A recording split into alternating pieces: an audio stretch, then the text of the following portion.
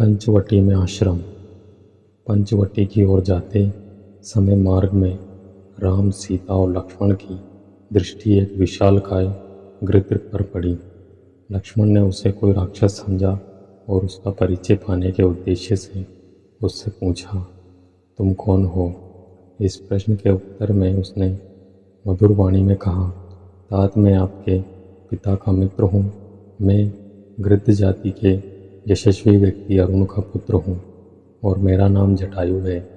कृपा करके आप मुझे अपने साथ रहने की अनुमति दें ताकि आपके साथ रहकर मैं सेवक की भांति आपकी सेवा कर सकूं।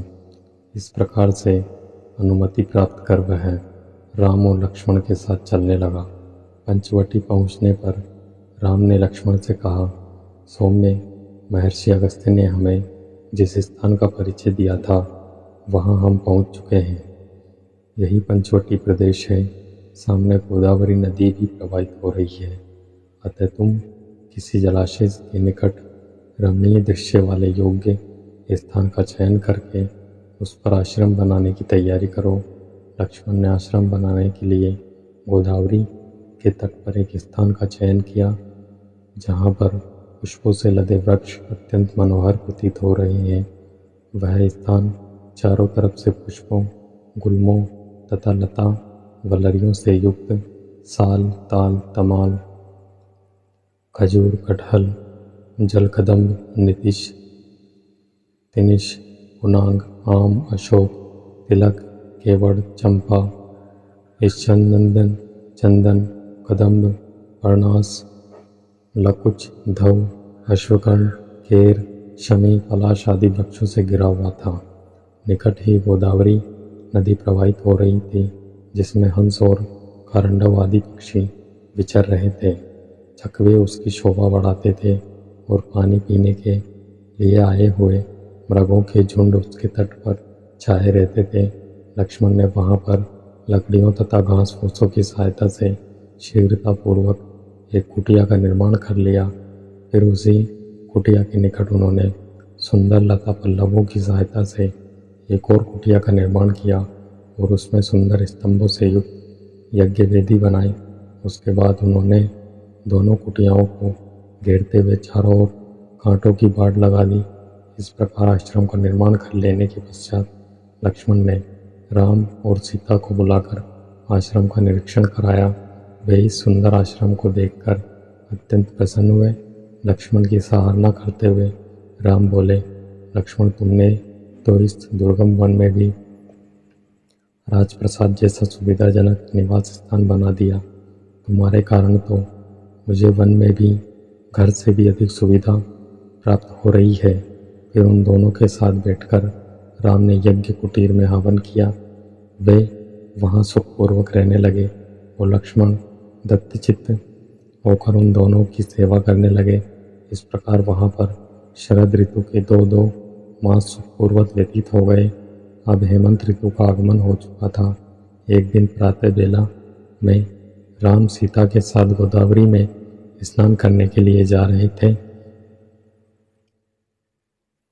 लक्ष्मण उनके पीछे पीछे घड़ा उठाए चल रहे थे। सरिता के तट पर पहुंचने पर लक्ष्मण को ध्यान आया कि हेमंत ऋतु रामचंद्र जी के सबसे प्रिय ऋतु रही है। वे तट पर घड़े को रखकर बोले, भैया, यह वही हेमंत काल है जो आपको सर्वाधिक प्रिय रही है। आप इस ऋतु को वर्ष का आभूषण कहा करते थे। अब शीत अपने चरमोत्साह में पहुंच चुकी है। सूर्य की किरणों का स्पर्श प्रिय लगने लगा है। पृथ्वी अन्नपूर्णा बन गई है। गोरस की नदियां बहने लगी है। राजा महाराजा अपनी अपनी चतुरंगी सेनाएं लेकर शत्रुओं को पराजित करने के लिए निकल पड़े हैं। सूर्य के दक्षिणायन हो जाने के कारण उत्तर दिशा की ओर शोभा समाप्त हो गई है। अग्नि की उष्मा प्रिय लगने लगा है। रात्रियां हिम जैसी शीतल हो गई है। जौ और गेहूं से भरे खेतों में ओस के बिंदु मोतियों की भांति चमक रहे हैं। ओस के जल से भीगी हुई रेत पैरों को घायल कर रही है। उधर भैया भरत अयोध्या में रहते हुए भी वनवासी का जीवन व्यतीत करते हुए शीतल भूमि पर शयन करते होंगे। वे भी सब प्रकार के ऐश्वर्यों को त्याग कर आपकी भांति त्याग एवं कष्ट का जीवन व्यतीत कर रहे होंगे। हे तात, विद्वजन कहते हैं कि मनुष्य का स्वभाव उसकी माता के अनुकूल होता है, पिता के नहीं, किंतु भरत ने इस कथन को मिथ्या सिद्ध कर दिया है। उनका स्वभाव अपनी माता के क्रूर स्वभाव जैसा कदापि नहीं है।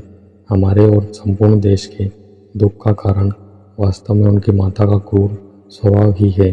लक्ष्मण के कैकेयी के लिए निंदा भरे अंतिम वाक्यों को सुनकर राम बोले, लक्ष्मण, इस प्रकार तुम्हें माता कैकेयी की निंदा नहीं करना चाहिए। वनवास में हमें तापस धर्म ग्रहण किया है और तपस्वी के लिए किसी की निंदा करना या सुनना दोनों ही पाप है। कैकेयी जैसी भरत की माता है, वैसी ही हमारी भी माता है। हमें भरत के द्वारा चित्रकूट में आकर कहे हुए विनम्र, मधुर एवं स्नेहयुक्त वचनों को ही स्मरण रखना चाहिए। मैं तो हम चारों भाइयों के पुनः प्रेमपूर्वक मिलन वाले दिन की व्यग्रता से प्रतीक्षा कर रहा हूँ। इस प्रकार भरत के वियोग में व्याकुल राम, सीता और लक्ष्मण के साथ गोदावरी के शीतल जल में स्नान करके अपने आश्रम में वापस आए। तो दोस्तों, ये वीडियो थी संपूर्ण रामायण के अरण्यकांड भाग 5 पंचवटी में आश्रम। तो ये वीडियो आपको कैसी लगी हमें कमेंट करके ज़रूर बताएं, और वीडियो अच्छी लगी हो तो वीडियो को लाइक, शेयर और ऐसी और वीडियोस के लिए बने रहें हमारे यूट्यूब चैनल के साथ। वीडियो में अंत तक बने रहने के लिए आप सबका धन्यवाद। जय श्री राम।